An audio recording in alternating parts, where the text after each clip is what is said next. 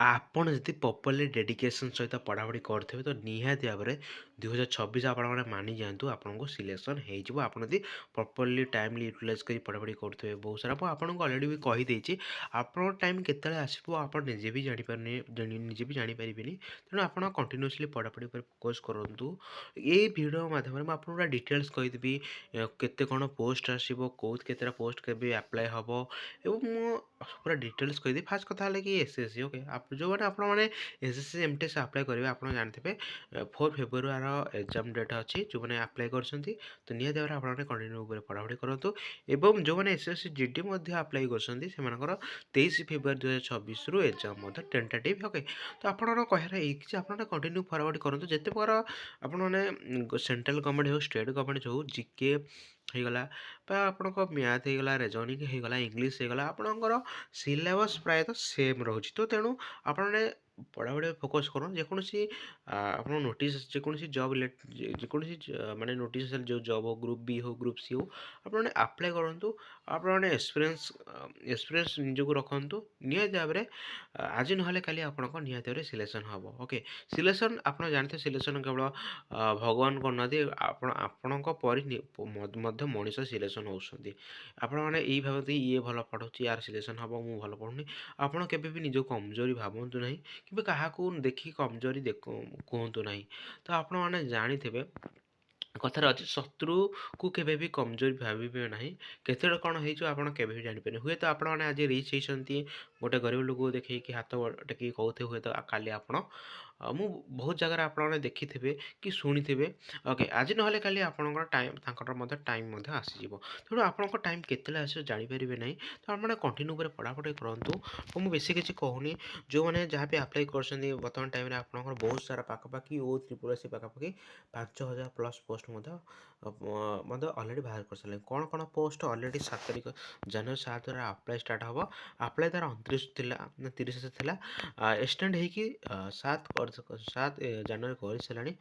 କେତେ ସବୁ ପୋଷ୍ଟ ଅଛି ICDF supervisor, VAW village agriculture worker, junior assistant, ARI, ଅମିନ ଓକେ ଅମିନ SFS ଏଗୁଡ଼ା ସବୁ ଆର କ୍ୱାଲିଫିକେସନ୍ ରହୁଛି +2 ଆଉ କେବଳ ଆପଣଙ୍କର ICDF ଆଉ RI ବୋଧେ ରହିବ +3 ଠିକ୍ ଅଛି।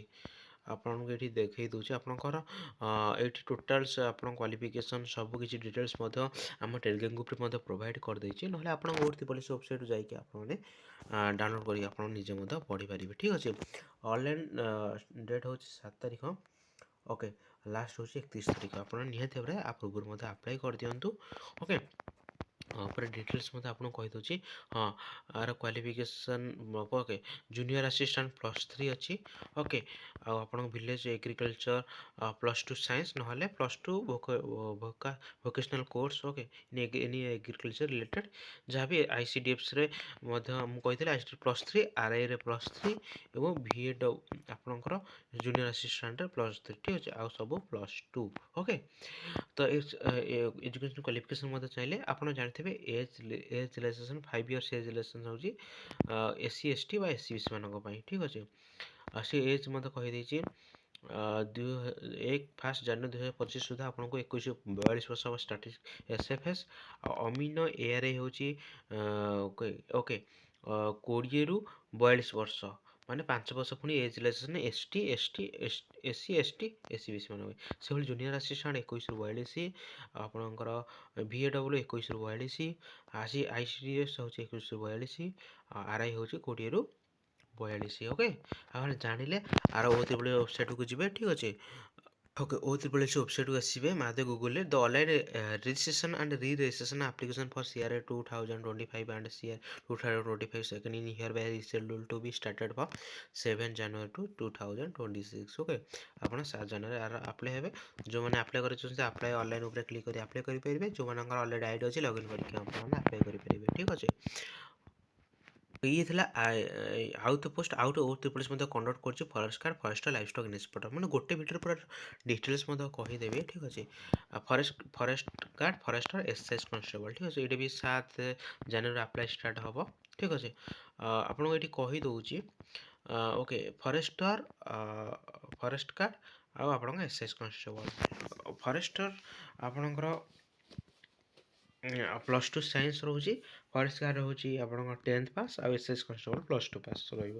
ଠିକ୍ ଅଛି, ସେ ବି ମଧ୍ୟ ଦେଖାଇ ଦେଇଛି। ଫରେଷ୍ଟ ଗାର୍ଡ଼ ଆପଣଙ୍କର ଏଇଠି ଆପଣଙ୍କୁ ଏଇଠି ଦେଖାଇ ଦେଉଛି। ଏଜ୍ ଲିମିଟ୍ ମଧ୍ୟ କହିଦେଇଛି। ଫରେଷ୍ଟ ଗାର୍ଡ଼ ପାଇଁ 18ରୁ 32 ବର୍ଷ।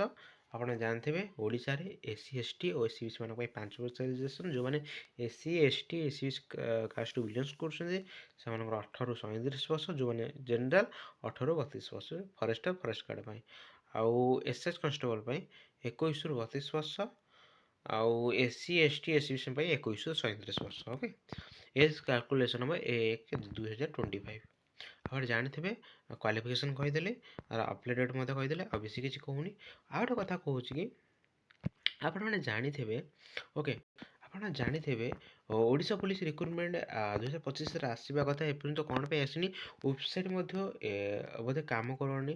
ମୁଁ ବର୍ତ୍ତମାନ ମୋତେ ମୋ ନେଟୱାର୍କ ଇସ୍ୟୁ ତ ହୁଏ ତ ଓପନ୍ ହେଉନି। ମୁଁ ବି ଜାଣି, ଆପଣମାନେ କମେଣ୍ଟରେ ଜଣାଇବେ।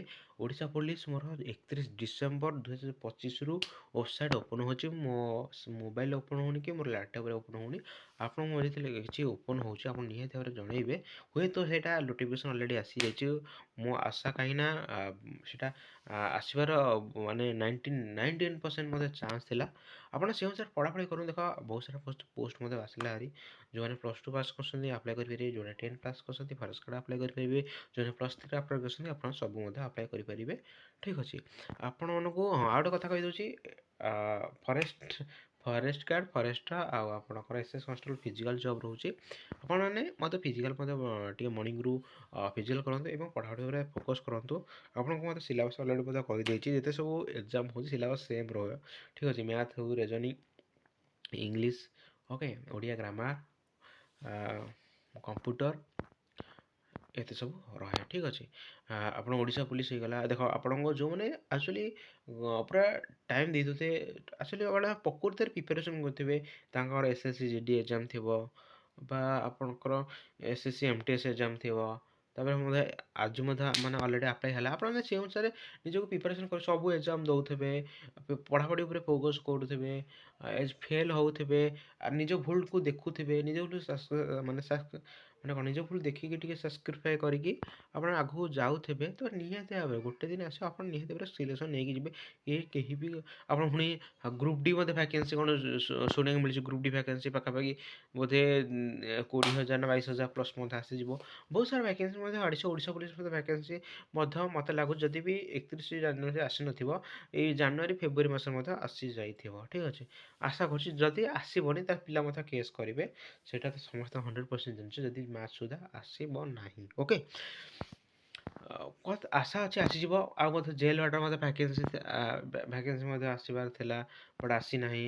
ଆଉ ମଧ୍ୟ କମ୍ୟୁନିକେସନ୍ ପୁଲିସ୍ ମଧ୍ୟ ଆସିବାର ଥିଲା, ଆସିନାହିଁ। ବହୁତ ସାରା ଭ୍ୟାକେନ୍ସି ମଧ୍ୟ ପେଣ୍ଡିଂରେ ଅଛି। ଆପଣମାନେ କୌଣସି ଭ୍ୟାକେନ୍ସିକୁ ୱେଟ୍ କରନ୍ତୁ ନାହିଁ, ବା କୌଣସି ଭ୍ୟାକେନ୍ସିକୁ ଦେହକୁ ମାନେ କହନ୍ତି ଆପଣମାନେ କେବଳ ଫରେଷ୍ଟ ଗାର୍ଡ଼ ପାଇଁ 10 ପାସ୍ ତା ପାଇଁ ପଡ଼ିବେ, ସେମିତି ନୁହେଁ।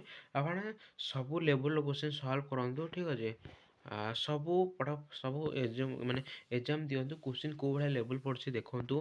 ଓକେ, ତ ନିହାତି ଭାବରେ ଆପଣ ଯେକୌଣସି ଏକ୍ଜାମ୍ ବା ଯେକୌଣସି ଜବ୍ କ୍ୱାଲିଫାଇ କରିପାରିବେ, ବା ଆପଣମାନେ ବଜେଇ ପାରିବେ। ଓକେ, ତ ମୁଁ ବେଶୀ କିଛି କହୁନି, ଆପଣଙ୍କୁ ପୁରା କହିଦେଲି କ'ଣ କ'ଣ ସବୁ ପୋଷ୍ଟ ବାହାରିବ।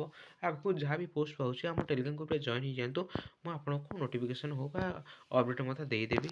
ଆଉ ମଧ୍ୟ ଆମ ଟେଲିଗ୍ରାମ୍ ଗ୍ରୁପ୍ରେ ଯାହା ବି ଇମ୍ପୋର୍ଟାଣ୍ଟ ଆସିଲା ଆଉ ସବୁ କିଛି ପ୍ରୋଭାଇଡ଼୍ ମଧ୍ୟ କରିଥାଏ।